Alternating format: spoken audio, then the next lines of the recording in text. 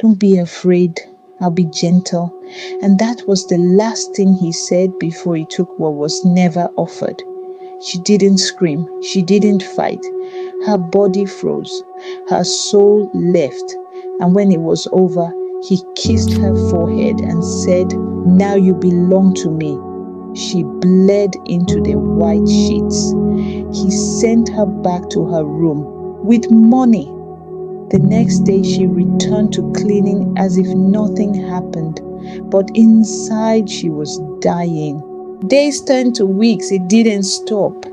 He called her again and again, sometimes with gifts, sometimes with threats, and she gave in, not because she wanted to, but because she had no one to protect her, nowhere to run, no voice loud enough to fight a billionaire's power. Then one day, she vomited while sweeping the guest room. The head maid noticed. "Are you pregnant?" she hissed. Aisha shook her head, eyes wide. But it was too late. A test confirmed it. Malik was informed, and he didn't deny it. Instead, he smirked. "It's just a baby. I'll take care of it." Aisha wept that night like never before. Her dreams were shattered, her dignity ruined, her prayers unanswered.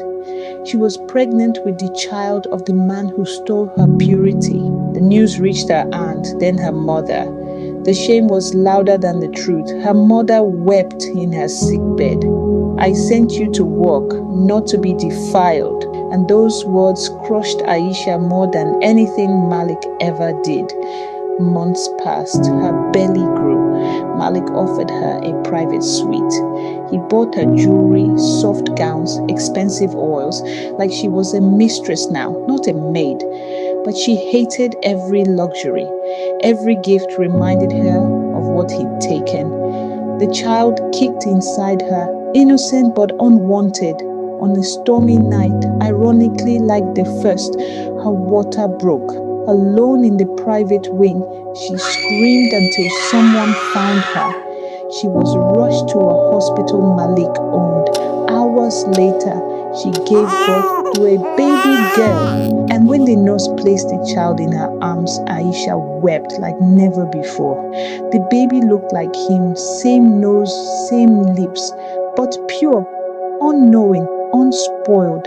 She named her Amatullah, servant of Allah, as a reminder that no matter what the world did to her, she still belonged to her Lord.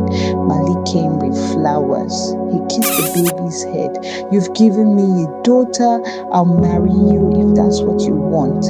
Aisha looked him in the eye and said, "You took my soul. A wedding won't fix it." She refused.